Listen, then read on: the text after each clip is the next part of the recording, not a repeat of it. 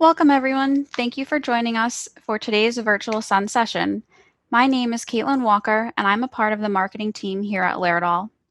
Just a little housekeeping before we get started.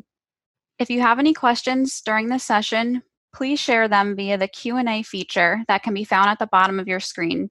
I'll be monitoring them during the session, and we will also have time for questions at the end.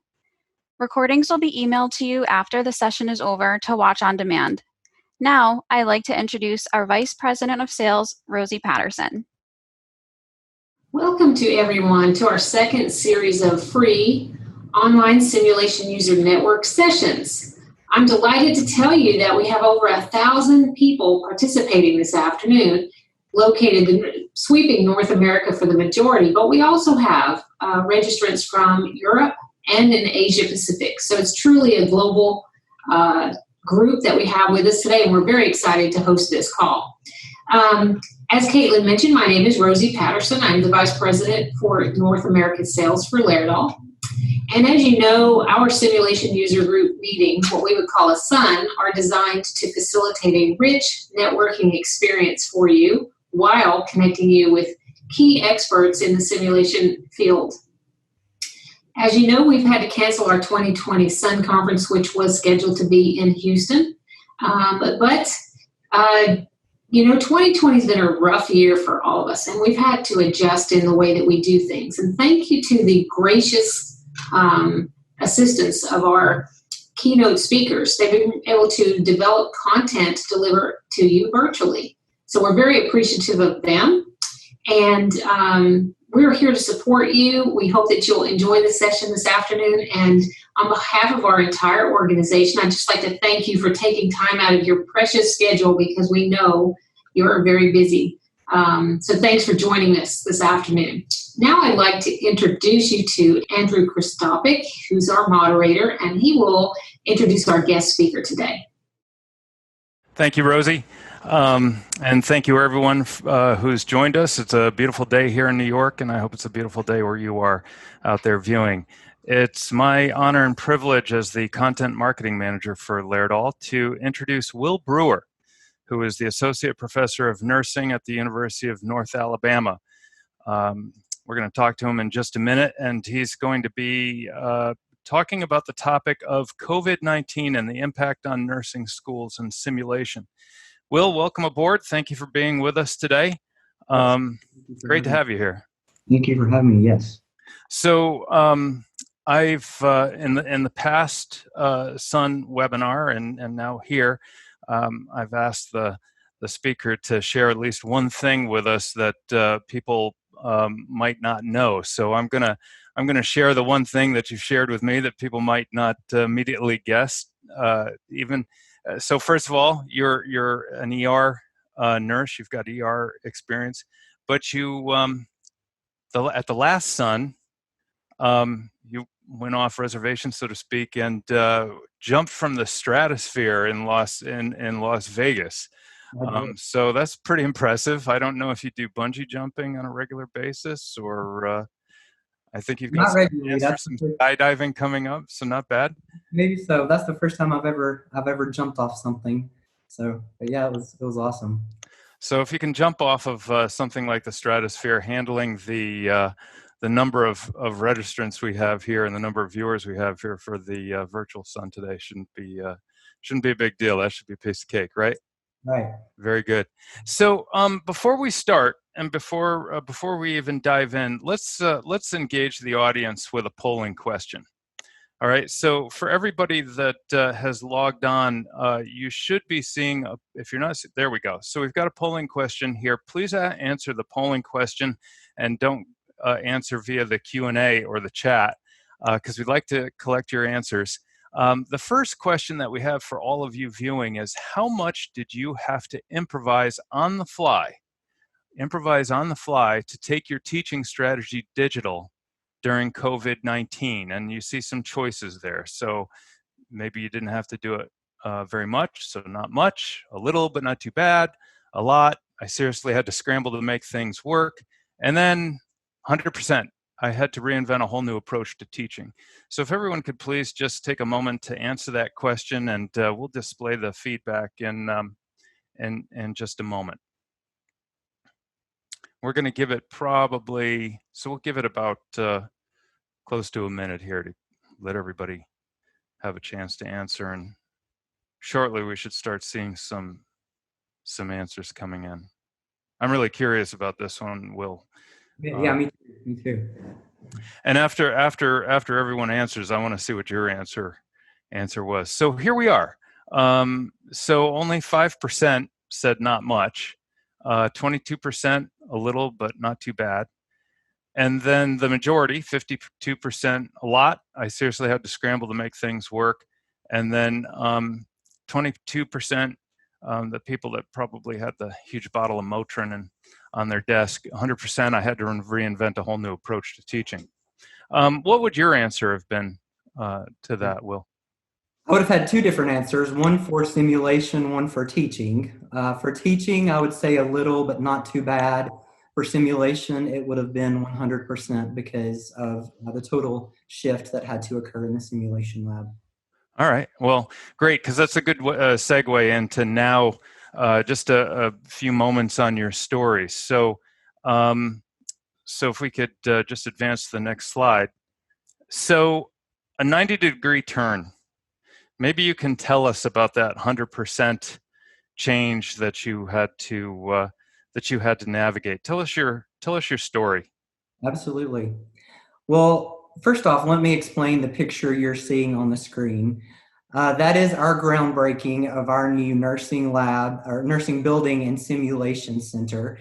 It was that picture was taken just a little over 2 years ago, and we were actually scheduled to move into our simulation center during COVID. Obviously, that did not happen, but you know, we had about half of the semester remaining where we had to totally change the way we teach, the way we deliver clinicals, the way we deliver simulation. And we were not allowed to be on campus, and we had to totally change the way our students were used to learning, that is on campus and on the simulation lab. And I'm sure most everyone that is joining me has probably experienced that as well, because nurse educators, we had to totally change the way we deliver content. So did you sort of see the gathering storm, or was it almost an overnight change? All right, well, my vision just my vision here has to change overnight. So was it did you did you have time to plan at least a few weeks, or did the news impact you even that much quicker that you were going to have to change your approach? Sure. You know, we did have some advance, obviously, you know, letting us know that this was occurring. So we started planning. We were really banking on spring break as to be kind of our point where after that, you know, we weren't going to go back in the hospital after that. We weren't going to traditionally teach. We were going to move to an online setting. And I guess it was about 2 or 3 weeks prior to spring break, we were sitting in a meeting, and we were working out all of the logistics, and we received a phone call that said, after today, you know, the hospitals are not allowing you back in the facilities. Okay. 30 minutes later, we got a phone call that said, actually, you have to leave now. So we had to do some things on the fly for sure that were in the works. And that was challenging, you know, specifically clinical. And I'm sure all of my colleagues that are on this chat or this conference know that that clinical was a huge challenge. And I'm not diminishing traditional classroom at all, because that was a challenge as well. But clinical was definitely our biggest challenge. Sure. And I'm sure a lot of people watching and listening can empathize. So let's move to let's take a broad look at change, and then we can dive a lot deeper. So from a broad perspective, how has COVID-19 impacted nursing education the most from your perspective and what you're hearing from your peers? Sure. Well, I teach in our traditional program, undergraduate pre-licensure. So there were none of those classes are 100% online. There are a few that are hybrid. So it impacted education the most in how we deliver our content. If you are a traditional nursing lecturer, professor, your delivery method changed to electronic. Your interaction changed to electronic. And I think that that is how it impacted us the most as educators. One thing that I had to realize very quick, while I was very comfortable with technology, everyone in my classroom might not have been. And I needed to make sure that they had the technology and the means to go forward in this new normal of teaching. Sure. And again, I'm sure a lot of people are saying, "Yeah, right on. We've been there," and many people, I'm sure, are saying, "Yeah, we wrote the book on this whole new experience." So, what are some ways that you adapted as a nursing educator, to teaching students remotely? Sure. The first thing that I personally did was I sent out a survey to my students to get an idea of how they felt about this situation. And I think for me personally, in my adaptability with this is I tried to maintain a routine as best as possible. I'll talk a little bit more of how we delivered content a little bit later, but I tried to keep on a schedule. I am a very schedule-oriented person. If you speak to my colleagues, they're going to tell you I'm the first person at the building in the mornings. I have my parking spot I like to park in. I like my routine. I get up and run. And, now I didn't have to go to the office. I literally, could roll out of bed, put some clothes on, go to my home office and teach. So it was difficult for me to adapt to my routine being turned. And as you can imagine, the students' routine was turned upside down because they no longer went to clinical. They no longer came to the university. So, making sure that I had the technology means as well, making sure that I had the latest updates, those were very important things that I had to do to make sure that I was adapting and that I knew how to use this technology. And you also, I remember when we first spoke, I thought it was, it really impacted me that you said you immediately made the student the focus and just really immersed yourself in what they're going through. And that's to be commended. So bravo to you. Absolutely. Yeah. So another question, research.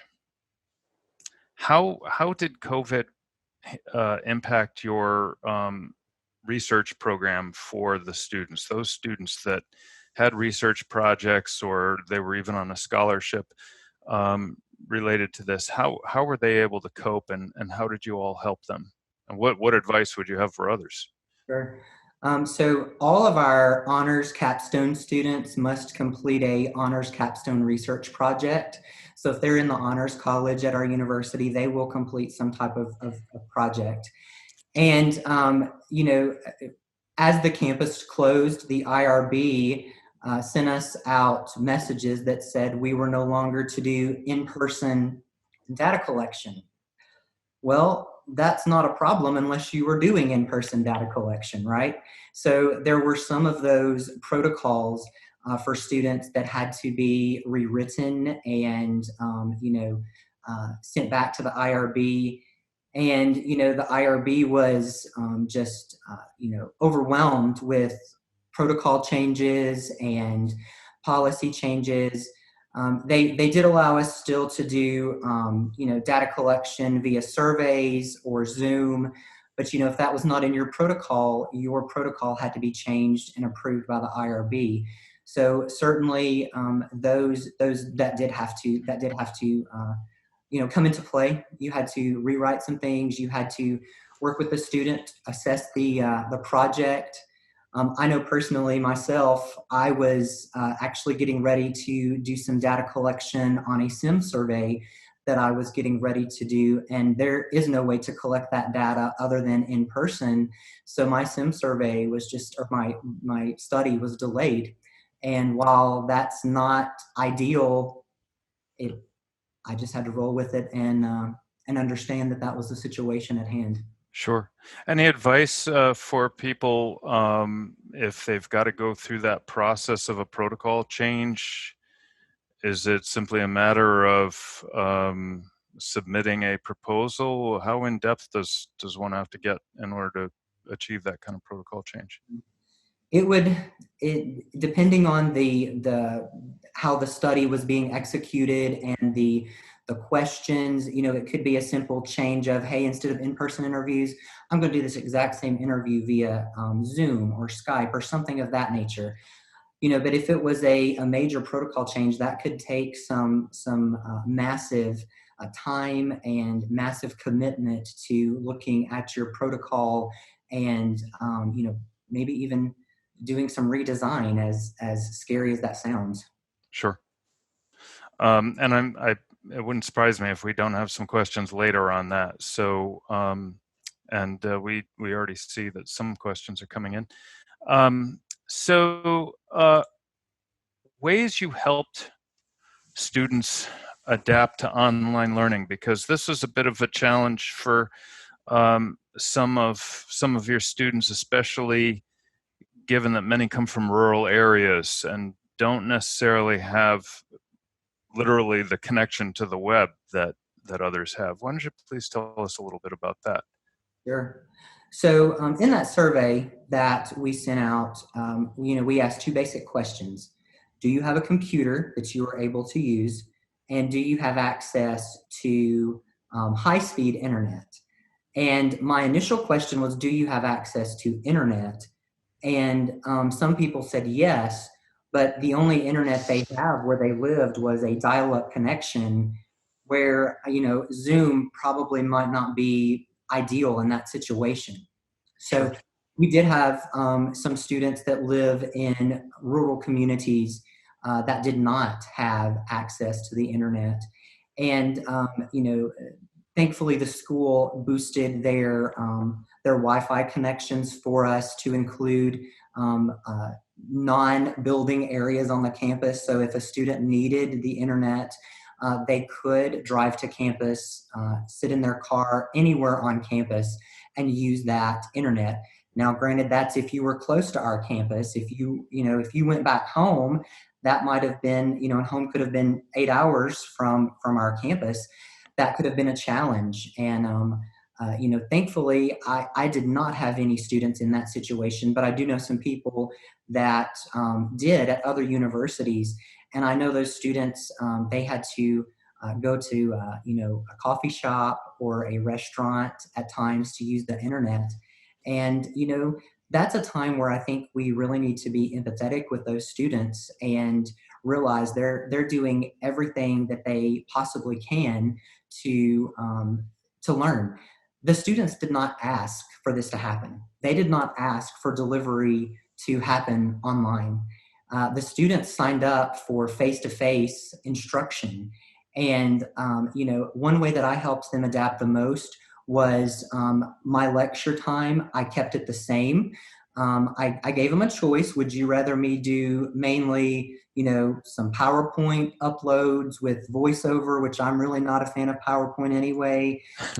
Or would you rather me do a traditional lecture with my PowerPoint, and me talking to you? And they overwhelmingly wanted me to do a live lecture with them. So we had a Zoom lecture every Tuesday and Thursday at our regular class time to help them adapt to online learning, to help them still be in contact with me while it was not that face-to-face interaction per se. It was still me with them live via a computer. We also helped them adapt by giving them a list of standards for online learning, because some of our students, a quite large number actually, had never even taken an online class in their prerequisites. And it's not that we don't have the capabilities of that. We do. We have a very large online learning program, but we had a group that had never even taken a single class online before. And then you have the opposite end of the spectrum where you have a large group that took the majority of their classes online. So making sure that those that did not have any experience with online classes knew the expectations, knew to check their email.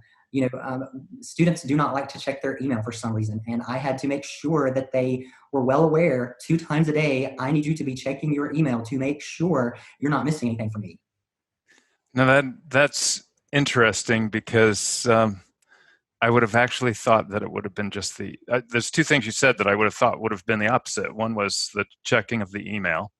Kind of curious whether they would have checked texts quicker. 100%. Yeah, Text would have been there you go. But also the online learning, because so many schools for first-year classes and so forth there's certain fundamentals, the Algebra 101 or Calculus 101, probably Calculus, is delivered online, right? So that's interesting. And that's a good segue to lectures and how you handled lectures. So we're going to pause for a polling question because we're sure that everybody's shared some of the same, well, certainly overcome some of the same obstacles you have. So everyone who's attending, there's a polling question on the screen right now. What was your biggest challenge in delivering lectures virtually to your students during COVID-19? So your biggest challenge in delivering lectures virtually. And here's some choices. And we learned from last time that all of the above needs to be one of the options. Feeling comfortable in front of the camera. So that's number 1, feeling comfortable in front of the camera. Students lacked the technology to participate. You could not always see your students to read their reactions. Reading body language is important. Or student engagement overall. So if people could please, and you can answer all of the above on that, but if you could please just take a moment to answer that, and we'll see. I want to hear in a moment, Will, what your biggest challenge was in this list, or whether it was all of the above. And we'll see what the audience says here in just a moment. I'm picturing all these students out in front of Starbucks in their cars, trying to tap into the Wi-Fi. That's tough stuff. So student engagement overall in the lead, and does that surprise you, Will? It does not. And going back to your comment about Starbucks, thankfully that was a very few group that had to do that. Speaking for myself, I'm sure there are others that are joining us that had, much larger groups with that. Before the poll, I'm sorry to interrupt, but before the answers go down, I want to A, ask what your answer would have been, and B, I also want to make note that very close to student engagement was you could not always see your students to read the reactions. So what would have your answer been? And I do apologize for interrupting, Will. Feeling comfortable in front of the camera, I was okay with that. That was not a problem. I do teach some in our online program, so I was very accustomed to making video lectures and stuff like that. We had, like I said, we had a very few that lacks technology, so that was not one of my biggest. But the 2 that would probably be hardest for me to choose between were I could not always see my students and their reaction and engagement. Sure. I made the mistake initially of not requiring the Zoom cameras to be on during my lecture. So I was looking at about, 5 students that had their camera on, and then, the rest of my class, which were about 62 people total, just so I could see their name. So, that may be a problem that others have had. So I had to learn, from this point forward, when you sign into class, your camera has to be on so I can see you. Right. So let's talk a little bit more about how you had to adjust for lecture. How did you approach that? So you've got all these problems that we just discussed. How did you manage the process? How did you triage what you wanted to focus on and make it a home run for everybody? Sure. So I was in the middle of my cardiovascular lectures when when we had to go online. So that is some difficult content for students, and specifically I was teaching rhythm interpretation. So, I had to really adapt with that. Instead of me making copies of rhythm strips for them, I had to make sure that there were some extremely clear, very good pictures uploaded into my learning management system for them to print off for us to go over in class. And with me, and as far as delivery, um, you know, eh, I didn't have to learn Zoom per se.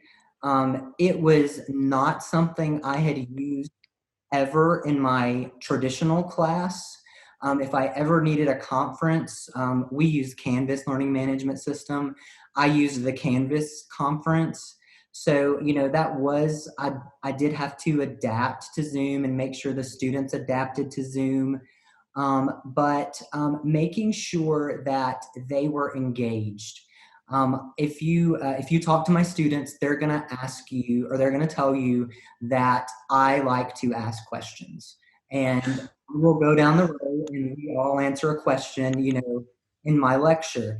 And so I decided that why would I stop doing that just because we're on Zoom? So I pulled up everyone's pictures, videos there, and we went down the row in Zoom just like we were going in the classroom.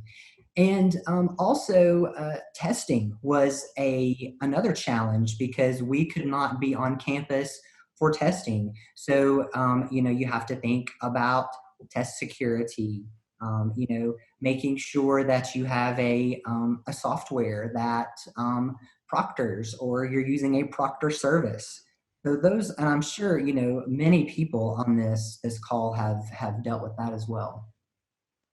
How did you, what strategies, if any, did you employ to sort of keep people honest during the lectures? We're seeing a lot of comments coming through saying that the biggest problem is my classes were either too big to see everybody, or it was just a lot to manage. Did you ever call on students randomly and say, hey, Marcia, or hey, John, whomever it may be, what do you think about what I just said? Or what do you think we're going to be talking about next? How did you handle that? I did. And I also used the polling feature quite a bit. And I used Kahoot quite a bit via Zoom, where the students use their phone and can answer questions. And in order to get them engaged with that, I did give away prizes to the top 3 in Kahoot that got the questions correctly. I understand the large class, because while I know people had many more larger class sizes than I had about 62 in my class. I would have to go back and forth on the screen, and yes, that is a huge challenge. And if you have many more than that, that can be a big task. To going back and forth. I do not have a teaching assistant. I teach the class 100% myself. So I did not have anyone to sit there, with me and kind of moderate the class. Brilliant. I bet you wish you had a teaching assistant, though, because that is a lot to manage. It really is. But you did great. Let's talk about the technologies that you use to keep your students engaged, keep them on their game. You had listed some different technologies and some apps you've used, and you just and as we were talking about lecture, mentioned a few things. But what really helped you out to keep students on their game? Sure. We have a NCLEX prep software that we use, that the students purchase, that have quite a lot of digital simulations, real life experiences that can help them with decision making and keeping clinically sharp. We also did some digital simulations. We did some just lectures. We did a lecture with telehealth where the student had to, we were on Zoom, and the student had to call the healthcare provider via, like a FaceTime, and we did it via Zoom, and give the healthcare provider a report of the patient, and see how they reacted, see if they truly used that SBAR reporting team to safely and accurately provide that report to the healthcare provider. We also used non-traditional ways of keeping students clinically engaged. I actually used TikTok in my class to keep my students clinically engaged and content engaged. I created a TikTok for my class where I do challenges, or do almost like little skits to the music. And my first one I ever did was on heart failure and the symptoms of right-sided heart failure versus left-sided heart failure. And the students, as you all are probably well aware, love TikTok. And that was one way I could put a technology that they love in their hands and keep them engaged for nursing. And during the test, I actually saw one of the students doing the motions of my TikTok of right-sided heart failure to memorize, or to know the signs of right-sided heart failure as she was answering a question, because we have to go back and review the footage during the exams. That's excellent. And I wish we had a polling question on how many people have actually used TikTok on this. And if people want to chime in on the chat, feel free. I'm just kind of curious. So let's now move to. So we talked about technology. Let's move to how this disrupted simulation for your students, and how did you navigate that, where they were accustomed to clearly hands-on? I mean, this is something we normally think of as hands-on. How did you bob and weave with that one, Will? Absolutely.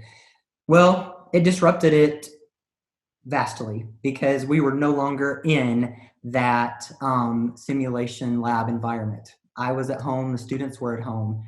My students will tell you when they first come in the simulation lab in that first or second semester, I'm very much involved with them in teaching, and I start to move out as they progress in our program. And we had to adapt to a digital environment. We had our multi-patient simulation that our leadership students participate in that we did virtually. I did a critical care simulation virtually. We did, again, the telehealth simulation virtually. And the first one we actually executed was the critical care one. And I went to work. I used my iPad, and I created I used Keynote, and I videoed myself initially giving report on 3 patients in the ICU. And in their pre-work packet, the students had a SBAR report that they had to fill out. And I purposely left things off of the SBAR that they would need to ask me. I did learn a big lesson in this doing this virtual simulation.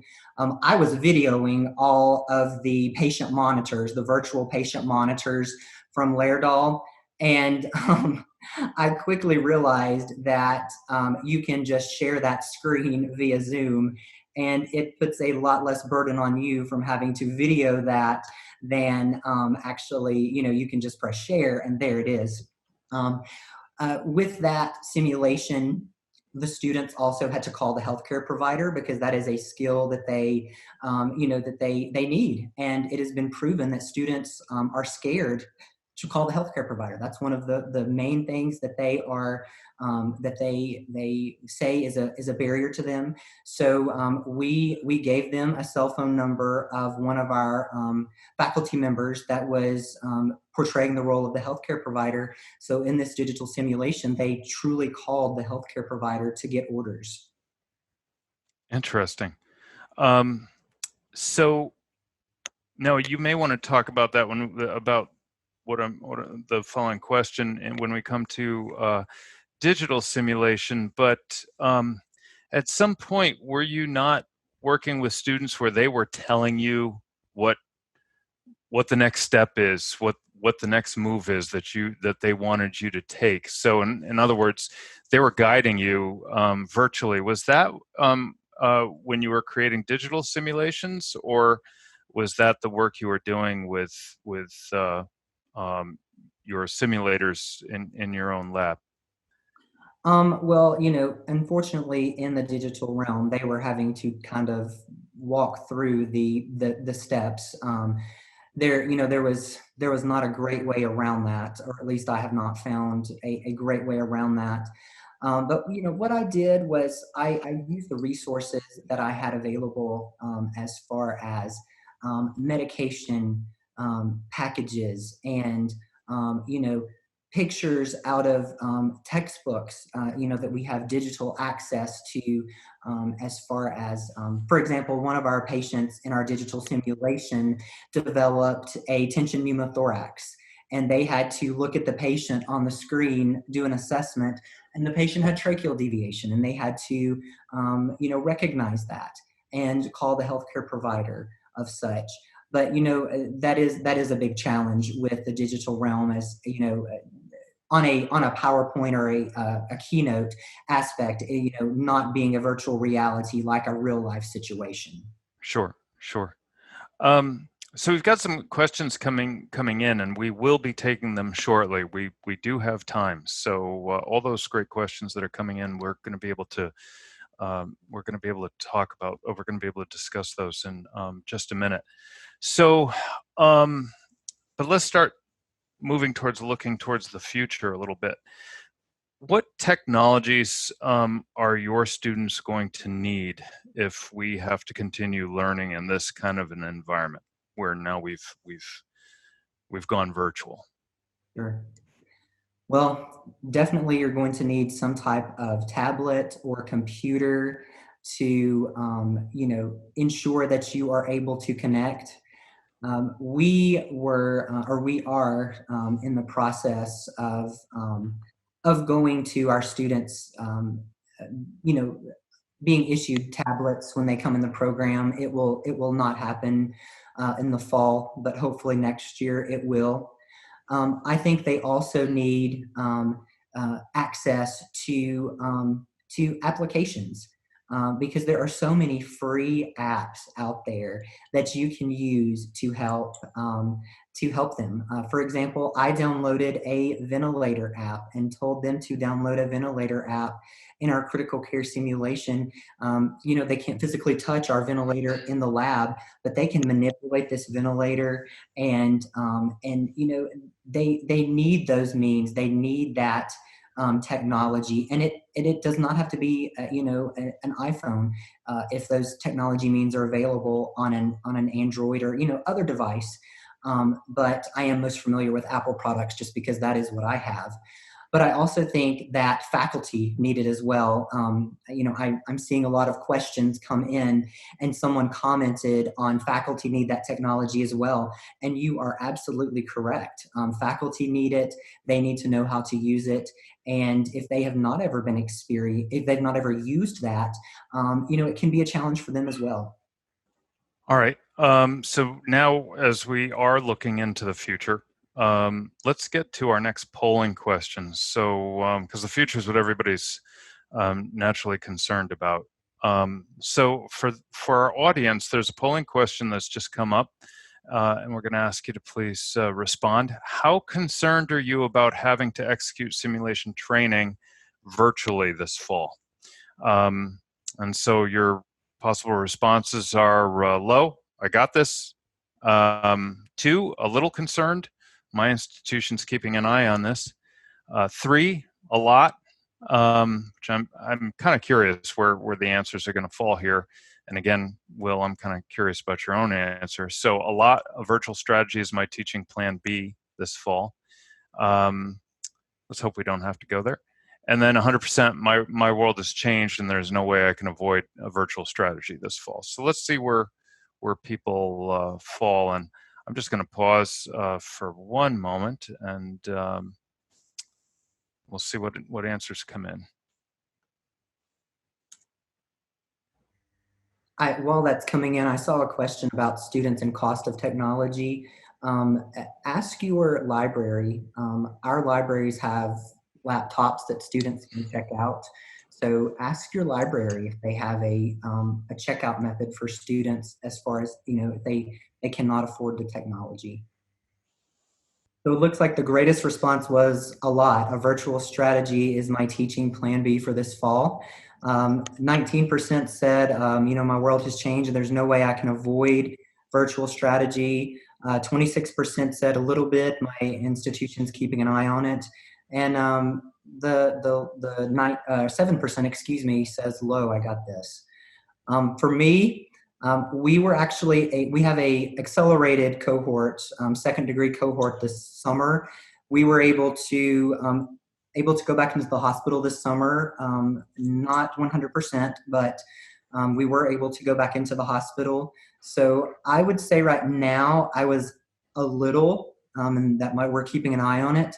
Had we not been able to go, into the hospital this summer, I think that probably would have changed to a high problem in my book.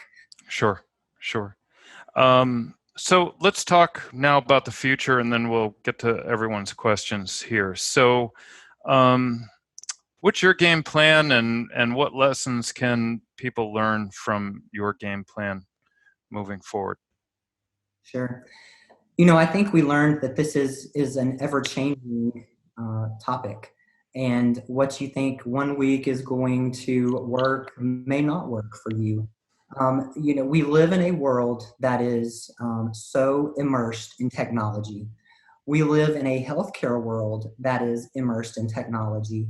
And I think it is our duty as educators to help to train our students to know that you will be using technology as a clinician. And that does not have to be as a nurse. That can be whatever healthcare profession you are training. But I think we also need to ensure that we have a backup plan. If your facilities are allowing you to go back to clinical in the fall, I definitely would have a backup digital simulation.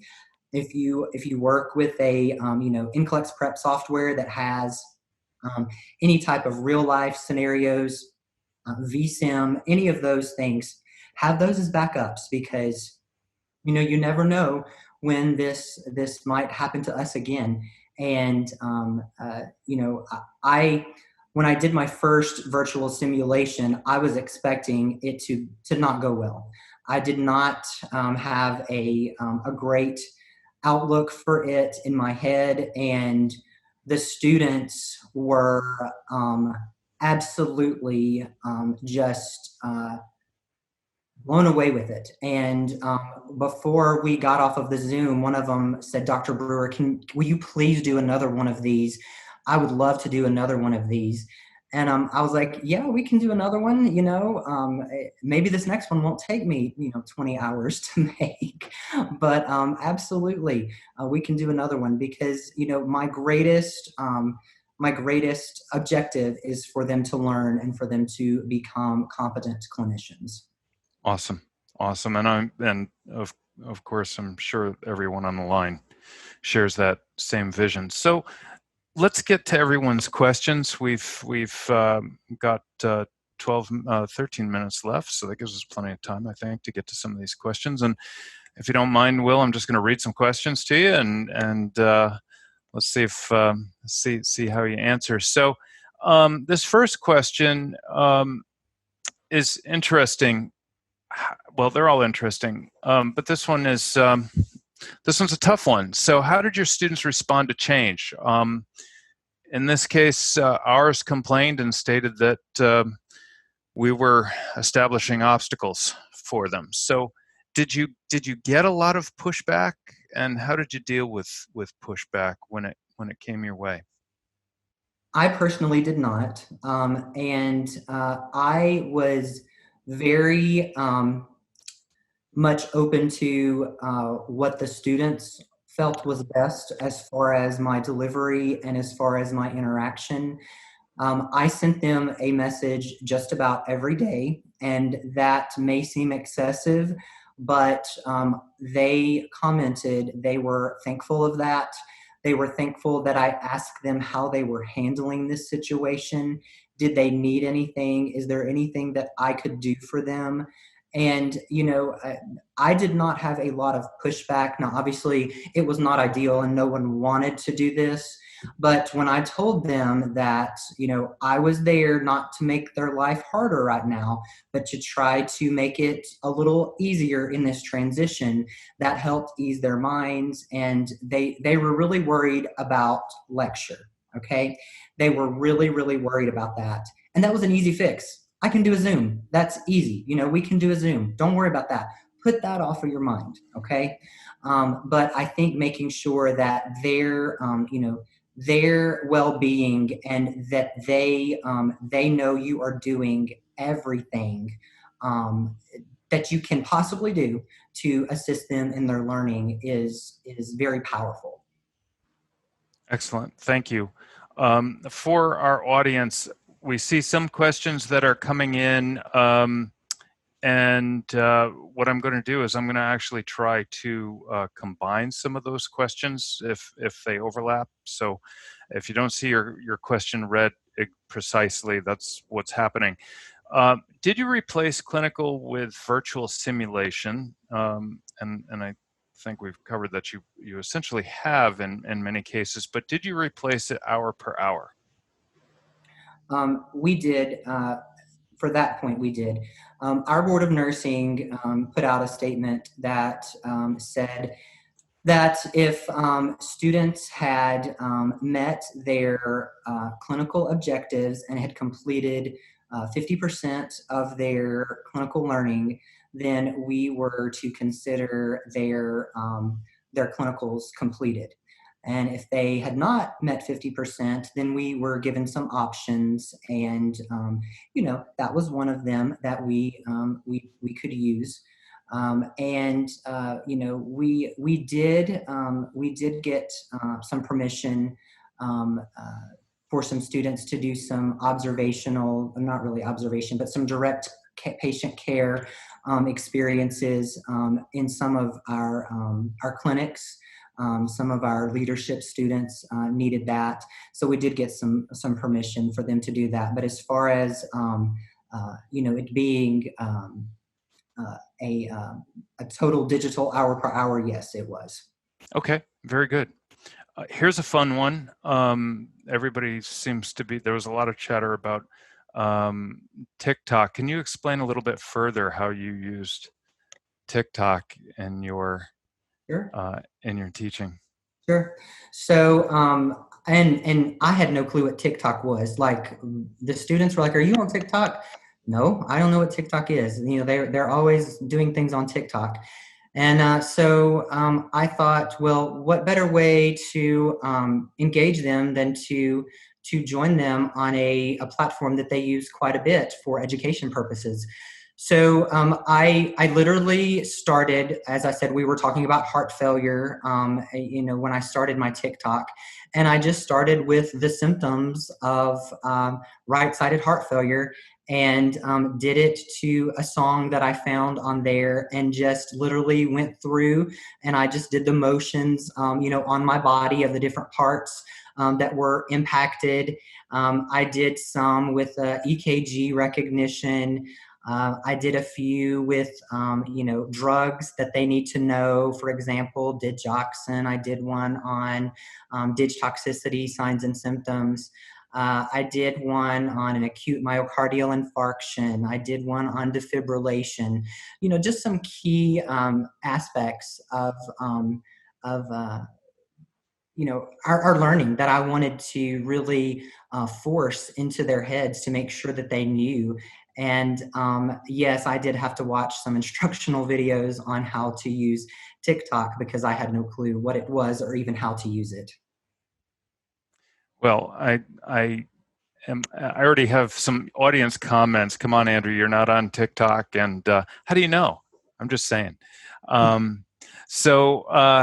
do you manage issues of privacy when requiring students' cameras to be on? How do you manage that? So we require semi-professional attire. If the student did not want to be on camera and they had issues with privacy, we would definitely not, force it, but to make sure that they were engaged. But we did require them to, be professionally, semi-professionally dressed, and make sure you're in a quiet environment, things of that nature. Okay. And here's another one, and this will be interesting given our conversation prior to coming on the air. Did you find that your students are having the same dialogue virtually that they would have had in person? Initially, no, but as we moved on, yes. And I had to pull it out initially, but, they know when I ask, do you have any questions? They need to ask questions or I'm going to ask questions. So, you do have to pull it out of them some. And, I'm seeing a lot of people say that we required students to wear their uniforms, and I think that's a great idea. That's brilliant. Yep. For your virtual simulations, we required ours to wear their uniforms as well, just to maintain that aspect of fidelity with the virtual simulations. Excellent. Did your schools pay for the Zoom license that allows extended meetings, Yes. or did you have to purchase that on your own? Our school paid for it, thankfully. Okay, very good. And let's see, going through the list here, we've got a lot of questions came in, and for the audience, we so appreciate that. It makes for a richer experience for everybody. What is the size of your lecture slash virtual sim labs normally? Okay, so for lecture, I had around 62. We did have one cohort that had about 70 in it. That would have been the most. For our digital simulations, we kept them small. So I think the most that I had in one was 5 or 6. I can't remember the exact number, but we kept them small just to ensure that the students could remain engaged. Now, with the multi-patient simulation, all the students had their own patient to go see. So we were, instead of using mannequins for multi-patients, the faculty, were the patients. So I dressed up as a gentleman that had a trach. So I, tied a trach to my throat, and we did that. Some of the faculty moulaged themselves as patients. But we kept the groups relatively small, and I think for digital simulations that is important, and that's also a challenge because the larger size group that you have, the longer it's going to take to execute. Okay. Any suggestions on simulation training for CNA or PCT training? I personally do not have any experience with that.